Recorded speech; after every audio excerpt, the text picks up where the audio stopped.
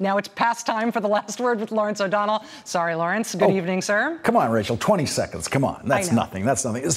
That's nothing for me. I know. No, come on. So far, it's the best 20 seconds of my show. So we're left with this choice. Is Donald Trump just lying when he says he doesn't think Russia did it, or he's not sure if Russia did it? Or is he being just ridiculously gullible? Is he the most gullible person who's ever spoken to Vladimir Putin? And what's the difference between those two disastrous possibilities?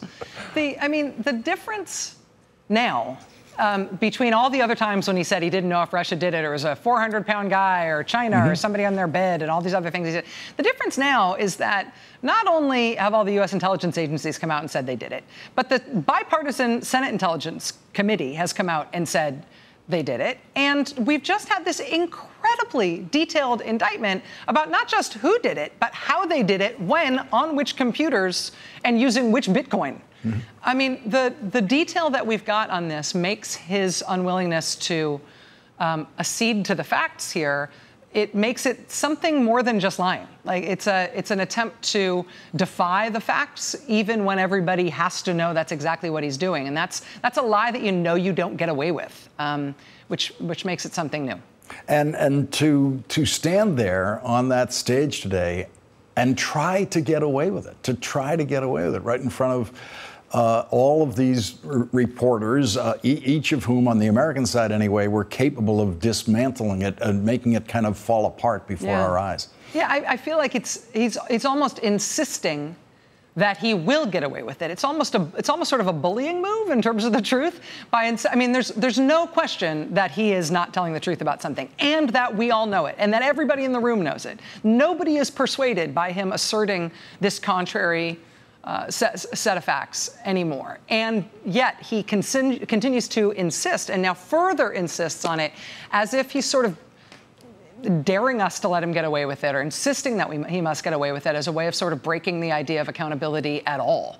And I think maybe that's the thing that people have proved to be so allergic to today with this. The national uproar over his behavior is as much a surprise to me as anything else that happened here at this summit, but it's heartening. And surely somewhere in Donald Trump's brain is the belief that he accomplished something today, something that we couldn't see, I think. Yeah, who knows? Maybe he got praise for doing a good job with his secret job that we don't know about. Never know. Yeah. We will never know. We'll never know what was said in that secret meeting. Yeah. Thank you, Rachel. Thanks, Lawrence. Well, Donald Trump's press conference performance in Helsinki rises to and exceeds the threshold of high crimes and misdemeanors. It was nothing short of treasonous.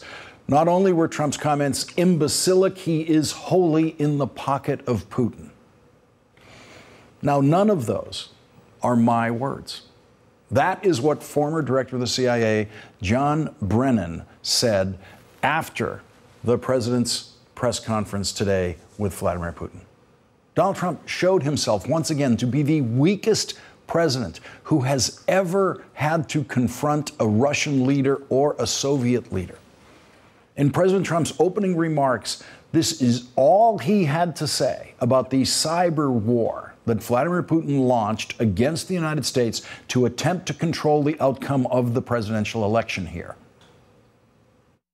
I addressed directly with President Putin the issue of Russian interference in our elections. I felt this was a message best delivered in person. Spent a great deal of time talking about it. And President Putin may very well want to address it, and very strongly, because he feels very strongly about it, and he has an interesting idea. It is hard to imagine a weaker statement by a president of the United States in that situation, but things got much worse when the questioning started. 2 Russian reporters were allowed to ask questions, and 2 American reporters. The Russian reporters were as servile as we have come to expect from them. The American reporters got President Trump to repeatedly humiliate and disgrace himself, even with an easy softball first question like this. Mr. President, you tweeted this morning that it's U.S. foolishness, stupidity, and the Mueller probe that is responsible for the decline in U.S. relations with Russia. Do Do you hold Russia at all accountable for anything in particular? And if so, what would you consider them that they are responsible for? Yes, I do. I hold both countries responsible. I think that the United States has been foolish. I think we've all been foolish. We should have had this dialogue a long time ago, a long time, frankly, before I got to office. And I think we're all to blame. But I do feel that we have both made some mistakes. I think that the probe is a disaster for our country. I think it's kept us apart. It's kept us separated. There was no collusion at all. Everybody knows it. And with that, Donald Trump became the first American president in history to condemn the United States in fealty to a Russian president, standing there beside him. Donald Trump just heard him say, I think that the United States has been foolish. But he would not dare then say the sentence, I think Russia has been foolish. He would not dare say those words. He would not dare say the sentence, I think President Putin has been foolish. Wouldn't dare say that. And it got worse. For President Putin, if I could follow up as well, why should Americans and why should President Trump believe your statement that Russia did not intervene in the 2016 election, given the evidence that U.S. intelligence agencies have provided? And will you consider extraditing the 12 Russian officials that were indicted last week by a U.S. grand jury? Well, I'm going to let the president answer the second part of that question. But as you know, in the interest of time and your sanity, we will save you this imbecilic section of President Trump's comments. Suffice to say that it included his version of how he won the Electoral College and how impossibly difficult that is for a Republican candidate to do. And it ended with him saying, we ran a brilliant campaign and that's why I'm president. Vladimir Putin, in turn, talked about the extradition of the 12 Russian military officers who Special Prosecutor Robert Mueller indicted on Friday, something President Trump did not even bring up in his private conversation with Vladimir Putin, according to President Trump's own summation of that private conversation. Vladimir Putin invited Robert Mueller to formally seek the extradition of those 12 Russian military officers. But then, of course, Vladimir Putin attached an impossible condition to that extradition, saying that Robert Mueller would have to share all of his information with Russian investigators and allow Russian investigators to question members of the CIA and the FBI. And that is exactly the kind of thing that can provoke a former CIA director like John Brennan to call the president's performance today, quote, nothing short of treasonous. The fact that Donald Trump publicly accepted that offer from Vladimir Putin, thought it was a great idea. Vladimir Putin is much smoother, much more eloquent than Donald Trump, who is, of course, the least eloquent president of a major power in the world. But Vladimir Putin is not nearly as smart as any of the smoother leaders of the G7 and other major countries in the world. And Vladimir Putin proved that when he admitted that he wanted Donald Trump to win the presidency and that he did indeed direct his government to help Donald Trump win the presidency. Donald Trump said there wouldn't be a Perry Mason moment in his private meeting with Vladimir Putin, and I'm sure there wasn't. But the Perry Mason moment, as Donald Trump describes it, did come today when Vladimir Putin revealed in public the smoking gun in his hand in response to a question by Jeff Mason of Reuters, in which the audio was a bit muted at first, but it's all there. Did you want President Trump to win the election, and did you direct any of your officials to help him do that? Yes, I did. Yes, I did. Because he talked about bringing the U.S.-Russia relationship back to normal. You just heard Vladimir Putin asked, did you want President Trump to win, and did you direct any of your officials to help him win? And Vladimir Putin said, yes, I did. Yes, I did. Yes to both of those things. Yes to I wanted Donald Trump to win the election, and yes to I directed officials to help him do that. And that's exactly what Robert Mueller indicted 12 Russian military officers for on Friday. There are very few foreign leaders who can be tricked into saying they had a preference in an American presidential election. But the former KGB agent, who probably believes his own press about how brilliant he is, made that simple mistake today. And standing beside the Russian president when he said that today was Putin's prize, Donald Trump, the man Putin wanted to be president of the United States, the man Putin did everything he could to help become president of the United States, and how perfect a prize he was today. Just now, President Putin denied having anything to do with the election interference in 2016. Every U.S. intelligence agency has concluded that Russia did. My first question for you, sir, is who do you believe? My second question is, would you now, with the whole world watching, tell President Putin, would you denounce what happened in 2016, and would you warn him to never do it again? So let me just say that we have two thoughts. You have groups that are wondering why the FBI never took the server. Haven't they taken the server? Why was the FBI told to leave the office of the Democratic National Committee? I've been wondering that. I've been asking that for months and months, and I've been tweeting it out and calling it out on social media. Where is the server? I want to know, where is the server, and what is the server saying? With that being said, all I can do is ask the question. My people came to me, Dan Coates came to me, and some others. They said they think it's Russia. I have President Putin. He just said it's not Russia. I will say this. I don't see any reason why it would be. So I have great confidence in my intelligence people, but I will tell you that President Putin was extremely strong and powerful in his denial today. With the whole world watching, would you denounce what happened in 2016, and would you warn Putin not to do it again? And President Trump does not denounce what happened in 2016. He does not dare warn Putin not to do anything. The Director of National Intelligence, Dan Coates, did not say that he thinks that Russia did it. He says he knows that Russia did it. And last week, this is what Dan Coates said the president should say to Vladimir Putin. My message would be, we know what you're doing, and we know you know what you're doing and what we are doing. We know you run the shop. We know you're making the decisions. You can't pass it off to, oh, that's some hacker down somewhere where we don't know. We know what you do, and so you make the choice. But if you want to stay in this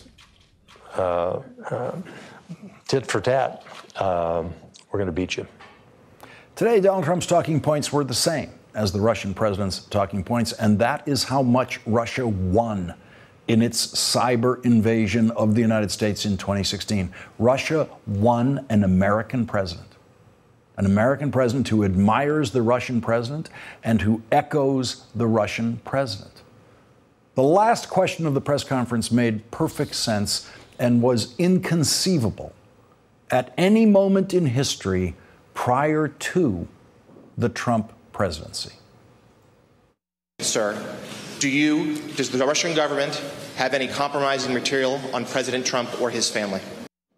And Vladimir Putin gave an answer that was 220 words long, and nowhere in that answer did Vladimir Putin say no. He never said, no, we do not have any compromising material on President Trump or his family. Instead, Vladimir Putin told a lie that he did not know who Donald Trump was when Donald Trump visited Moscow with his beauty pageant. David Corn will join us later with details on that particular Putin lie. And even though that last question was not directed at President Trump desperately wanted to get the last word about any compromising material that Vladimir Putin might have on him. Well, please just disregard these issues and don't think about this anymore again. And I have to say, if they had it, it would have been out long ago. And as you will hear later in this program, intelligence officials disagree with that. If Vladimir Putin had compromising information on Donald Trump or his family, of course, he would keep it as his little secret with Donald Trump so that he could control Donald Trump, especially in one-on-one meetings with Donald Trump. And then President Trump threw in a last line today to end the press conference with a Trumpian dash of incoherence. And if anybody watched Peter Strzok testify over the last couple of days, and I was in Brussels watching it, it was a disgrace to the FBI. It was a disgrace to our country. And you would say that was a total witch hunt. Thank you very much, everybody. Thank you. And so the final 3 words of the president's summit with Vladimir Putin were total witch hunt. Joining us now are Wendy Sherman, former Undersecretary of State in the Obama administration. She is an MSNBC Global Affairs contributor. Also with us, Larry Pfeiffer, former CIA Chief of Staff and a former director of the Obama White House Situation Room. He's currently director of the Hayden Center. And Ambassador Sherman, these are challenging nights for programs like this, because we really are tonight the first draft of history. And this was a historic day. With your experience, I simply want to give you an open opportunity to react to what you saw today. Well, I think I felt as most have today, including Republicans and Fox News commentators, that this was an extraordinary and really devastating and in many ways disgraceful press conference. We learned what I think we've known but didn't know on a global stage, and that is President Trump is not on America's team. He's may not even be on Vladimir Putin's team. He's on his own team, and he's either just incredibly incompetent, incredibly insecure about his legitimacy, or on the hook to Vladimir Putin, or all 3. Because we saw today a man who really could not get his act together, was all over the place, and made the United States the equivalent of Russia, an aggressor in the world, and certainly an aggressor in Ukraine and all parts of the world, and of great concern to all of Europe and to our allies, or what have been our allies in Europe for so long.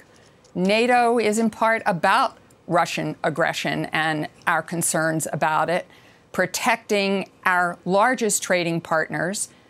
Donald Trump is always about the money.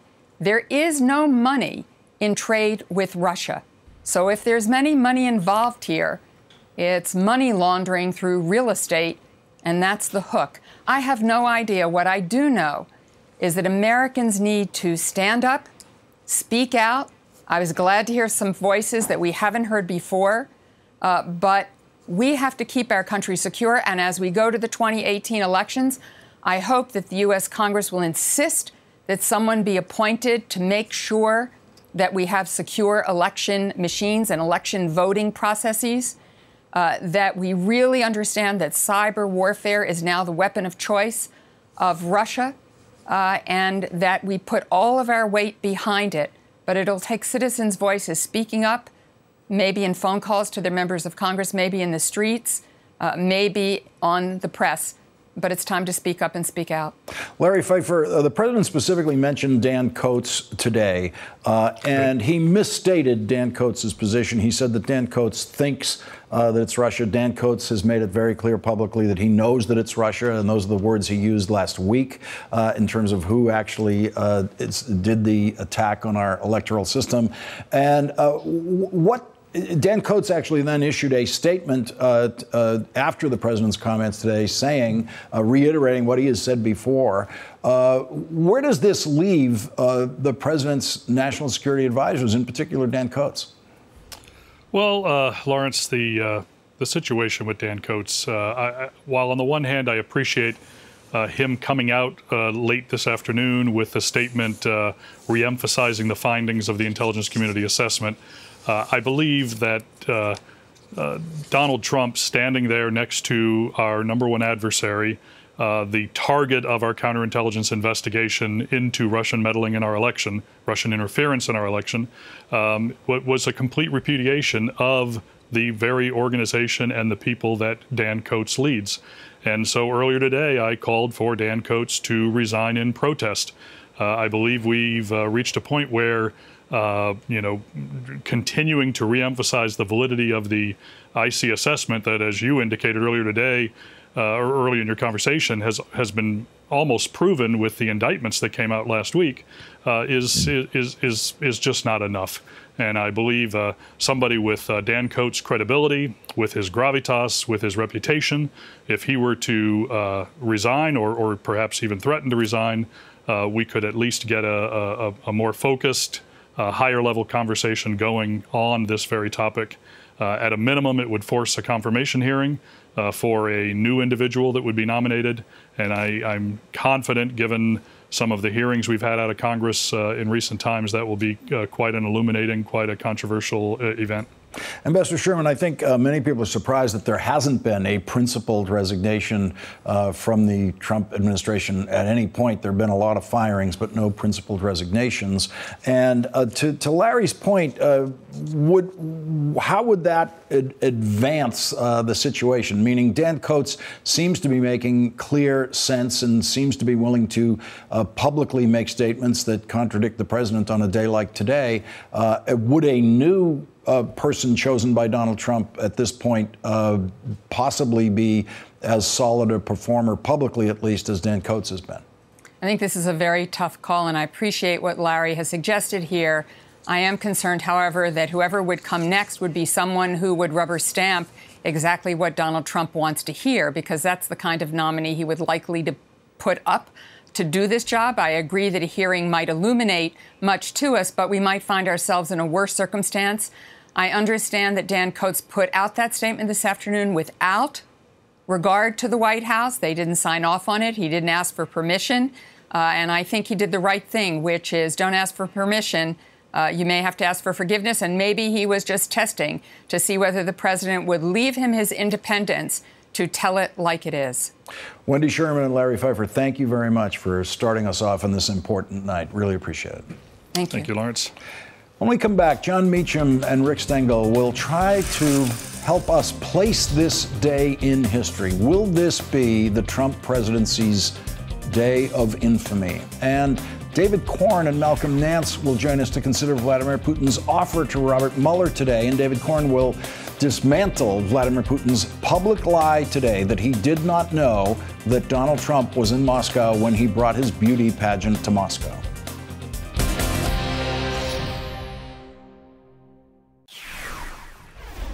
History was made today, and many observers tried to place this moment in history, including Republicans. Newt Gingrich said today that Donald Trump made, quote, the most serious mistake of his presidency. Republican Senator Ben Sasse said this.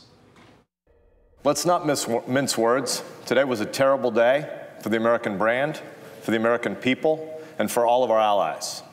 We did not negotiate from a position of strength. We acted from a position of weakness. As a result, one of the world's worst despots walked away today from Helsinki with a win. Arizona's retiring Republican Senator Jeff Flake said this. I thought it was shameful, and I never thought I'd see an American president throw the intelligence community under the bus like that and agree with a dictator, an authoritarian like he did. So it's not a good day for the country. But no Republican was more forceful in criticism of the president today than Senator John McCain, who issued a written statement saying today's press conference in Helsinki was one of the most disgraceful performances by an American president in memory. The damage inflicted by President Trump's naivete, egotism, false equivalence, and sympathy for autocrats is difficult to calculate. But it is clear that the summit in Helsinki was a tragic mistake. No prior president has ever abased himself more abjectly before a tyrant. Joining us now, John Meacham, presidential historian and author of the best-selling book, The Soul of America, The Battle for Our Better Angels. He is also an MSNBC contributor. And Richard Stengel is with us. He's a former Undersecretary of State in the Obama administration and a former managing editor of Time magazine, where he once had the opportunity to interview Vladimir Putin. He is now an MSNBC political analyst. And John Meacham, place this day in history for us. John McCain has issued language about it that is as forceful as any condemning language that we've heard all day from anyone. The only thing I would have said to Senator McCain's statement is I don't think it's in memory. I think it might be in history. I think it goes far beyond the living memory of the country. Just 2 points, one looking back, one looking forward. This is what many Americans feared in the 1790s. One of the great divisions when we set out on the national experiment in the Constitution was that the Federalists would be captives of Britain and the Democratic Republicans might be captives of France. And so there was a fevered kind of conspiracism that shaped the first decade of our political history. What's different now is that it may not be a conspiracy theory at this point. It's becoming ever more evident that if the president is not an asset of a foreign power, then the onus is now on him to explain why he continues to act this way. And so sometimes when a duck quacks like a duck, it's a duck. The other point in looking forward is, it seems to me that the unfolding narrative here is one in which this day will be an incredibly important moment on a timeline. And that, to me, that's what's scariest, because what is it that Putin really wants from this relationship? And I don't think we've yet seen him try to cash the check that he clearly has in his pocket. And Rick, John McCain went on to say, coming close on the heels of President Trump's bombastic and erratic conduct towards our closest friends and allies in Brussels and Britain, today's press conference marks a recent low in the history of the American presidency. I think we have a national security crisis going on, as some people have said. You have an American president. The Constitution says he must take care that the laws are faithfully executed. He went to Helsinki, stood next to a foreign dictator, and sided with the dictator over our own intelligence establishment and law enforcement and Justice Department. Why is that? It's very strange. What happens now to all those people? You're talking about Dan Coats before. There are tens of thousands of men and women who are serving in these agencies in Washington. And you have the titular head of it who has betrayed all of your interests for reasons that nobody knows. Just give us a quick insight into what it is like to be sitting in the room with Vladimir Putin. I think we have a photograph of you doing it. What is it that Donald Trump is falling for? Well, I don't know that he's fallen for anything. I mean, he does seem to admire autocrats. I mean, if you were Vladimir Putin, there would be a chill, cold air coming and hitting me right now. I remember, that's the way it felt when you were talking? Absolutely. Yeah. I mean, Henry Kissinger said to me beforehand, you will be surprised how little he tries to charm you. There's no affect that he has at all. John Meacham, I want to give you another line from John McCain, because I think John McCain was trying to place this in our history. He said, not only did President Trump fail to speak the truth about an adversary, but speaking for America to the world, our president failed to defend all that makes us who we are, a republic of free people dedicated to the cause of liberty at home and abroad. Well, that's the great American, insofar as we are an exceptional country, that is where our exceptionalism has been. General Powell once said that we've gone abroad, we've projected force, and all we've ever asked for is the ground in which to bury our dead. And there's a lot to that. I'm not saying we're a blameless country, far from it. But we have, in fact, defined ourselves as what Lincoln's called us, the last best hope. And President Reagan, who, Lord, God knows what he's thinking at this point, saying the last best hope of man on earth. And I think that we have reached a point where there's a significant, if it's not irreparable, but it is a hugely significant breach in our ongoing faith with the global community. And what worries me most is the known unknown, as Donald Rumsfeld might put it, of what happens next. Let's say Putin, just look at this whole week, the last 5-6 days in total.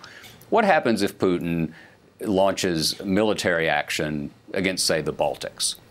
What is it that President Trump, what about his comments at NATO suggests that he would follow an invocation of Article 5 and actually project American force in defense of the values that not only do we have an intellectual and moral assent to, but a contractual one, a treaty one? I think that's the great question going forward. Jon Meacham and Rick Stengel, we really appreciate your invaluable perspectives on this tonight. Thank you very much for joining us, both of you. Really appreciate it. And when we come back, Vladimir Putin made an offer that only Donald Trump could not refuse.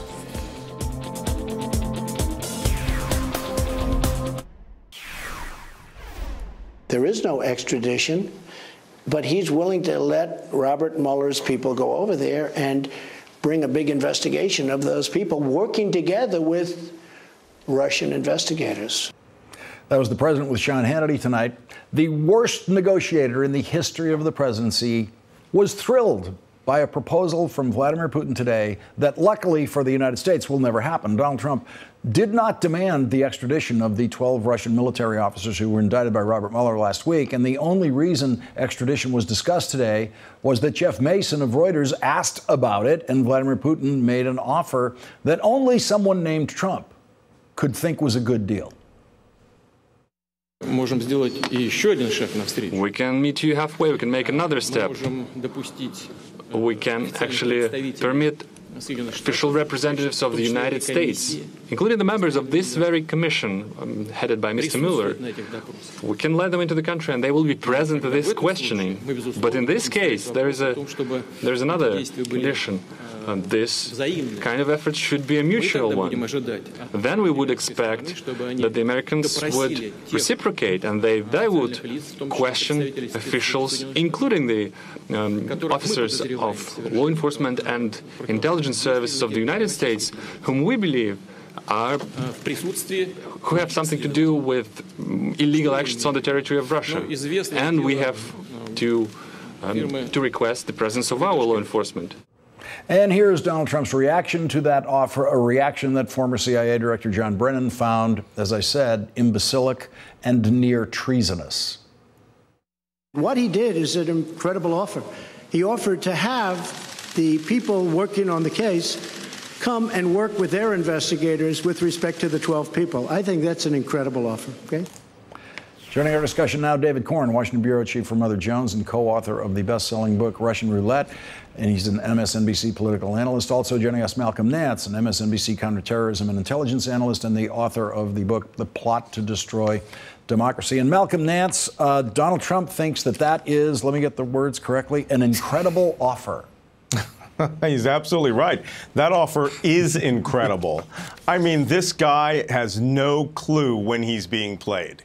And maybe he does. Maybe he enjoys the game and he thinks that he's, in some high-stakes poker game in which the credibility of U.S. intelligence and U.S. justice and U.S. law enforcement is an easily played chip. And that he's just going to, throw that out there and let's see what the critics say about it. This man absolutely supports Vladimir Putin, and he is playing a game with our democracy.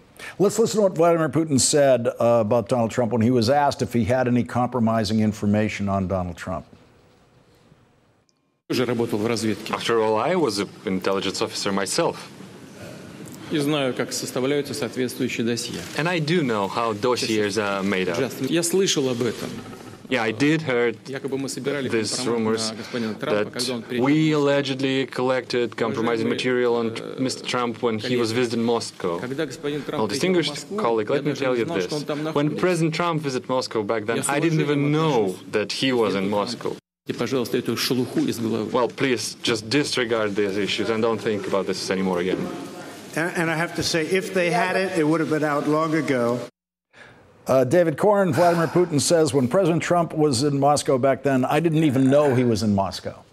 This whole day has been amazing. I don't know if Trump is a puppet, a dupe, or a useful idiot. Maybe all three. But, the whole issue of Putin not knowing that Trump was in Moscow, well, in the book I did with Mike Isikoff, Russian Roulette, we report that Trump was trying to get a meeting with Putin all through his time in Moscow back in November 2013, and he was in contact with Dmitry Peskov, who is Putin's right-hand man and chief spokesperson, who, they said they were trying to work it out, but there was a scheduling issue at the very end of the time, and it couldn't happen. But Putin then even sent Trump a gift later. Small little black box with a sealed letter inside from Putin that we've never known. We've never been told what that letter to Trump said. So why Putin would get out there and say, I didn't even know he was there, when there was plenty of media coverage, Putin sent a high-level emissary to the event, is just another reason why you can't trust him when he says that, or you can't trust when he says, listen, please disregard, nothing to see about any information on Trump. No, I mean, of course there's information on Trump that they've collected on Trump, who's been going to Russia for almost 30 years now. And Malcolm Nance, to this intelligence strategic issue where Donald Trump says, if they had it, it would have been out long ago. Oh, that's a Donald Trump ploy that he always uses, right? Where he tries to get ahead of an issue.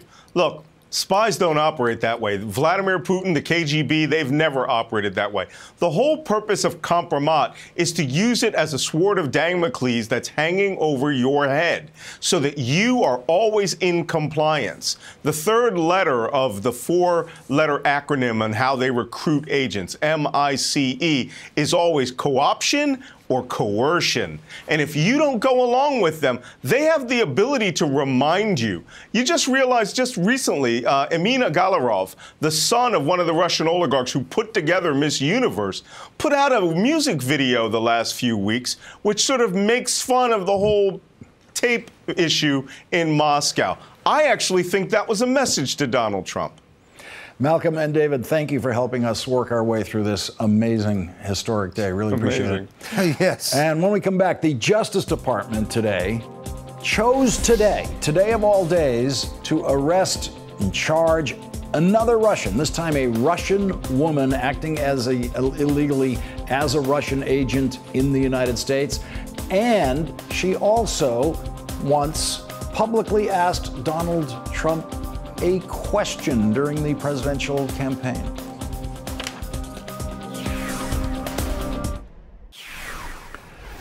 On the same day that Donald Trump was publicly accepting what he called Vladimir Putin's strong denial that Russia interfered in our presidential election and continues to interfere in our politics, another Russian was indicted in Washington today for interfering in our politics, specifically the charge of conspiracy to act as an agent of a foreign government. And here is that agent of a foreign government in action during the presidential campaign.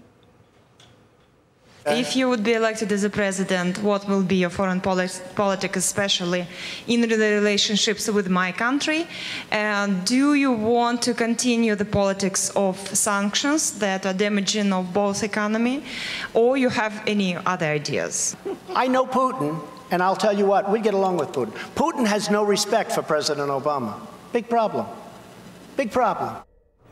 That was Maria Butina, who appeared in federal court today in Washington in an arraignment on her indictment. An indictment which says that Maria Butina and an unnamed Russian official, quote, took steps to develop relationships with American politicians in order to establish private, or as she called them, back-channel lines of communication. These lines could be used by the Russian Federation to penetrate U.S. national decision-making apparatus to advance the agenda of the Russian Federation. The FBI says that Butina worked at the direction of an unnamed high-level official in the Russian government. And after a break, we will consider the timing of this indictment today, which does not seem to be just a coincidence, and why this indictment was not brought by Robert Mueller, and how it fits into this day in the history of American and Russian relations.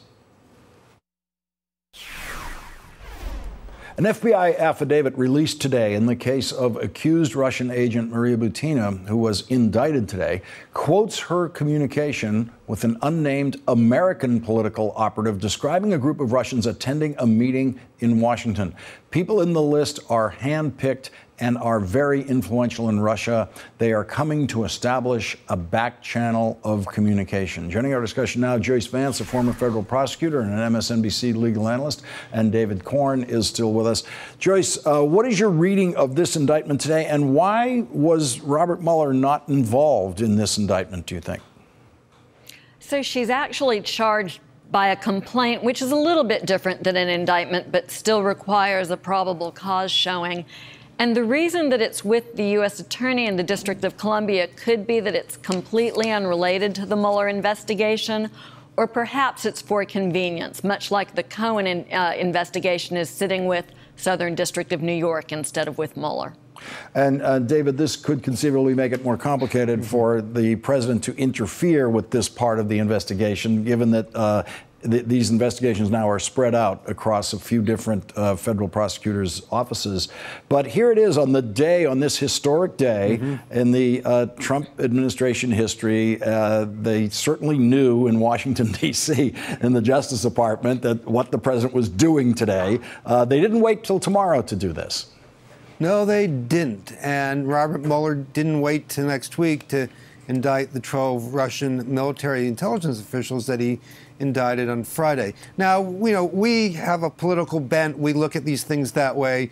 There well could be other reasons. My reporting showed that one reason they wanted to arrest her sooner than later is it seems she was finishing up her graduate studies at American University here in Washington, D.C., and there was some thinking that maybe she would leave the country, in which case it'd be harder to arrest her. But to me, the most interesting thing in the whole affidavit that was submitted is there's a line on the first page from the FBI agent in charge of the case who says, this affidavit is only a partial rendition of the information I have in this investigation, just enough to show probable cause. So there may be a lot more about the connections between the NRA and these Russians and other conservative groups like CPAC, who Maria Butina for years has been associating with. Yeah, she's been heavily involved with the National Rifle Association. I want to listen to something that Donald Trump just said to Sean Hannity in the last hour about